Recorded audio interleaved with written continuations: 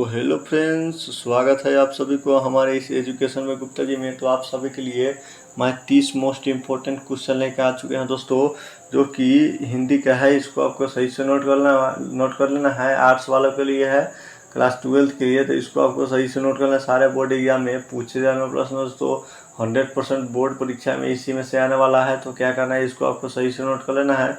और उससे पहले मेरे चैनल पर पहली बार आए हैं तो मेरे चैनल को सब्सक्राइब और साथ में बेल आइकन दबा दीजिए, ताकि हमारा कोई भी नया वीडियो अपलोड हो दोस्तों तुरंत आप तक पहुंच जाए। तो चलिए बिना समय गवाए क्वेश्चन को चलते हैं। तो आपको पहला नंबर में दिया जा रहा है, प्रातः काल शब्द का संधि विच्छेद क्या होगा। तो प्रातः काल का संधि विच्छेद क्या होगा, शब्द का संधि विच्छेद क्या होगा। तो आपका इसका राइट आंसर ये हो जाएगा, प्रातः प्लस काल हो जाएगा। प्रातः काल का संधि विच्छेद क्या हो जाएगा, प्रातः प्लस काल हो जाएगा। इसका संधि विच्छेद राइट आंसर ये हो जाएगा। तो चलिए अगले क्वेश्चन को चलते हैं। तो आपको दूसरे नंबर में दिया जा रहा है, अदरक शब्द क्या है। अदरक शब्द क्या है, तो आपका इसका राइट आंसर 2 के बी नंबर का पुलिंग हो जाएगा। अदरक शब्द पुलिंग है, इसको आपको सही से नोट कर लेना है। तो चलिए अगले क्वेश्चन को चलते हैं। तो आपको तीसरे नंबर में नीलगाय शब्द कौन समास है। नीलगाय शब्द कौन समास है, तो आपका इसका राइट आंसर 3 के बी नंबर का कर्मधारय समास है। इसको आपको सही से नोट कर लेना है। तो चलिए अगले क्वेश्चन को चलते हैं। तो 4 नंबर में घर शब्द का पर्यायवाची शब्द क्या होगा। घर शब्द का पर्यायवाची शब्द क्या होगा, तो आपका इसका राइट आंसर डी नंबर का गे हो जाएगा। इसको आपको सही से नोट कर, घर शब्द का पर्यायवाची क्या होगा, तो गे हो जाएगा। इसको आपको सही से नोट कर लेना है। तो चलिए अगले क्वेश्चन को चलते हैं। तो आपको 5 नंबर में कौरव शब्द में प्रत्यय क्या है। कौरव शब्द में प्रत्यय क्या है, तो आपका इसका राइट आंसर सी नंबर का अ हो जाएगा। कौरव में प्रत्यय क्या है, कौरव।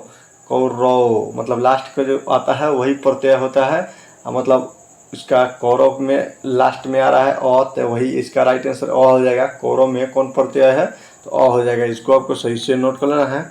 तो चलिए अगले क्वेश्चन को चलते हैं। तो 6 नंबर में उपकार शब्द में उपसर्ग कौन है। उपकार शब्द में उपसर्ग कौन है, तो ये आगे वाला पूछ रहा है। जैसे कि उप मतलब उप पूछा है, उपकार में कौन सा प्रत्यय है, तो उपकार में सबसे आगे पहले क्या आ रहा है, उ आ रहा है। तो आपका इसका राइट आंसर 6 के ये हो जाएगा, उ हो जाएगा। उपकार में कौन सा उपसर्ग है, तो आपका इसका राइट आंसर 6 के ये नंबर होगा। इसको आपको सही से नोट करना है, उ आ रहा है। चलिए अगले क्वेश्चन को जाते हैं। तो आपको 7 नंबर धर्म शब्द क्या है। धर्म शब्द क्या है, तो आपका इसका राइट आंसर 7 के बी नंबर हो जाएगा, पुलिंग हो जाएगा। धर्म शब्द क्या है, तो पुलिंग हो जाएगा। इसको आपको सही से नोट कर लेना है। तो चलिए अगले क्वेश्चन को चलते हैं। तो आपको 9 नंबर दिया सुक्ति, मतलब 9 नंबर आपको दिया सुक्ति का संधि विच्छेद क्या होगा। सुक्ति का सही संधि विच्छेद क्या होगा, तो आपका इसका राइट आंसर, तो आपका इसका राइट आंसर 9 के आपका इसका राइट आंसर हो जाएगा बी हो जाएगा, सु प्लस उक्ति हो जाएगा। सुक्ति का सही संधि विच्छेद क्या होगा, सु प्लस उक्ति हो जाएगा। इसको आपको सही से नोट करना है। तो चलिए अगले क्वेश्चन को चलते हैं। तो आपको 10 नंबर निम्न में सर्वनामिक विशेषण क्या है। इनमें से सर्वनामिक विशेषण क्या है, तो आपका इसका राइट आंसर 10 के राइट आंसर ये हो जाएगा, ऐसा आदमी नहीं देखा होगा। ऐसा आदमी नहीं देखा होगा, इसको आपको सही से नोट कर लेना है। 10 का राइट आंसर ये हो जाएगा। तो चलिए अगले क्वेश्चन को चलते हैं। 11 नंबर दिए अनुभव शब्द क्या है। अनुभव शब्द क्या है, तो आपका इसका राइट आंसर 11 का राइट आंसर आपका हो जाएगा बी होगा, पुलिंग हो जाएगा। अनुभव शब्द क्या है, तो पुलिंग हो जाएगा। इसको आपको सही से नोट करना है। तो चलिए अगले क्वेश्चन को चलते हैं। 12 नंबर आपको तीर्थ यात्रा शब्द में कौन सा समास है। तीर्थ यात्रा शब्द में कौन सा समास है, तो आपका इसका राइट आंसर सी हो जाएगा, तत्पुरुष समास होगा। तीर्थ यात्रा में कौन सा समास है, तो तत्पुरुष समास हो जाएगा। इसको आपको सही से नोट कर लेना है। तो चलिए अगले क्वेश्चन को चलते हैं। तो आपको 13 नंबर हत्साय सब अस्पद शब्द में कौन प्रत्यय है। हस्ताय अस्थ शब्द में कौन सा प्रत्यय है, तो आपका इसका राइट आंसर 13 के डी मतलब अस्पात हो जाएगा, अस्पात हो जाएगा। इसको आपको सही से नोट कर लेना है। तो चलिए अगले क्वेश्चन को चलते हैं। तो आपको 14 नंबर दिया, हमारे विद्यालय में प्रचार आ रहे हैं, तो मतलब इसमें प्रबंध क्या होगा। हमारे विद्यालय में प्रचार आ रहे हैं, तो इसमें प्रबंध आपका हो जाएगा 14 का राइट आंसर आपका बी हो जाएगा, मतलब सर्व नाम प्रबंध हो जाएगा। इसको आपको सही से नोट करना, मतलब पदबंध हो जाएगा, नाम प्रबंध सर्वनाम पदबंध हो जाएगा। इसको आपको सही से नोट करना है। तो चलिए अगले क्वेश्चन को चलते हैं। तो आपको 5 नंबर में दिया है, मतलब समाज शब्द का विशेषण क्या होगा। समाज शब्द का विशेषण क्या होगा, 15 में आपको दिया जा रहा है। तो आपका इसका राइट आंसर ए नंबर सामाजिक हो जाएगा। समाज मतलब समाज शब्द का विशेषण क्या हो जाएगा, तो सामाजिक हो जाएगा। इसको आपको सही से नोट करना है। तो चलिए अगले क्वेश्चन को बताते हैं। तो आपको 16 नंबर में दिया मनोवेग मतलब मनो विनोद शब्द कौन लिंग है, मनो विनोद शब्द कौन लिंग है। तो आपका इसका राइट आंसर 16 के ये नंबर का पुलिंग हो जाएगा। मनो विनोद शब्द कौन लिंग है, तो आपका इसका राइट आंसर पुलिंग हो जाएगा। इसको आपको सही से नोट करना है।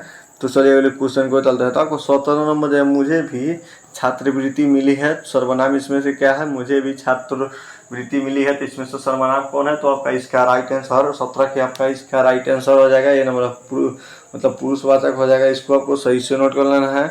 तो चलिए अगले क्वेश्चन को चलते हैं। तो आपको 18 नंबर में दिया प्रेम शब्द का विशेषण क्या होगा, प्रेम शब्द का विशेषण क्या होगा। तो आपका इसका राइट आंसर ये हो जाएगा प्रेमी हो जाएगा। प्रेम शब्द का विशेषण क्या हो जाएगा, इसका उल्टा तो प्रेमी हो जाएगा। इसको आपको सही से नोट कर लेना है। तो चलिए अगले क्वेश्चन को चलते हैं। तो आपको 19 नंबर जो शुद्ध वाक्य क्या है, इनमें से शुद्ध वाक्य क्या है। तो आपका इसका राइट आंसर 19 के राइट आंसर दी हो जाएगा। यह बात करने में किसी को संकोच नहीं होगा, यह बात करने में किसी को संकोच नहीं होगा। तो आपका इसका राइट आंसर 19 के डी नंबर हो जाएगा। तो चलिए अगले क्वेश्चन को चलते हैं। तो 20 नंबर दिया बेईमान शब्द का प्राकृतिक वाक्य क्या होगा, बेईमान शब्द का प्राकृतिक वाक्य अर्थ क्या होगा। तो आपका इसका राइट आंसर 20 की नंबर मतलब विदेशज हो जाएगा। बेईमान में कौन सा शब्द प्राकृतिक है, तो आपका इसका राइट आंसर विदेशज हो जाएगा। इसको आपको सही से नोट कर लेना है। तो चलिए अगले क्वेश्चन को चलते हैं। तो आपको 21 नंबर चरम व्यक्तित्व मतलब चरम व्यक्तिगता ही परम सामाजिकता है। यह शीर्षक पाठ की पंक्ति है, किस शीर्षक पाठ की पंक्ति है। तो आपका इसका राइट आंसर 21 के राइट आंसर हो जाएगा। आपका सीन होगा प्रगीत मतलब प्रगीत और समाज का पंक्ति है। इसको आपको सही से नोट कर लेना है। तो चलिए अगले क्वेश्चन को चलता है। तो आपको 22 नंबर दिया पदार्थ के उन लेन देन का नाम ही संसार है। यह पंक्ति किसके द्वारा लिखी गई है, यथार्थ के इस लेन देन का नाम ही संसार है। यह पंक्ति किसके द्वारा लिखी गई है। तो आपका इसका राइट आंसर 22 के बी नंबर का मलयार के द्वारा लिखी गई है। इसको आपको सही से नोट कर लेना है। तो चलिए अगले क्वेश्चन को चलते हैं। 23 नंबर दिया चित्ररेखा किस कवि की रचना है, चित्ररेखा किस कवि की रचना है। तो आपका इसका राइट आंसर 23 की नंबर देगा मलिक मोहम्मद जायसी का रचना है चित्ररेखा। इसको आपको सही से नोट करना है। तो चलिए अगले क्वेश्चन को चलते हैं। 24 नंबर में कविता मतलब कविता वाली किसके द्वारा लिखी गई है, कविता वाली किसके द्वारा लिखी गई है। तो आपका इसका राइट आंसर बी हो जाएगा, तुलसीदास के द्वारा लिखी गई है। इसको आपको सही से नोट कर लेना है। तो चलिए अगले क्वेश्चन को चलते हैं। तो 25 नंबर तुलसीदास ने अपनी युग की किस मतलब किन दो साहित्य भाषाओं को मतलब अपनाया था। तो तुलसीदास ने अपने युग की किन दो साहित्य भाषाओं को अपनाया था। तो आपका इसका राइट आंसर 25 के सी नंबर का अवधी और ब्रज भाषा को अपनाया था। इसको आपको सही से नोट कर लेना है। तो चलिए अगले क्वेश्चन को चलते हैं। तो 26 नंबर दिया नाभादास की राम भक्ति मर्यादा के मतलब स्थान पर है, नाभादास की राम भक्ति मर्यादा के स्थान पर है। तो आपका इसका राइट आंसर 26 के सी नंबर का मतलब मधुरीय भाव का पुट था, मतलब मधुरीय भाव का पुट था। इसको आपको सही से नोट कर राइट आंसर 26 के सी नंबर हो जाएगा। तो चलिए अगले क्वेश्चन को चलते हैं। तो 27 नंबर छात्र साल दशक के कितने छंदों में महाराज छात्रशाला की मतलब वीरता का यशोगाथ किया गया था।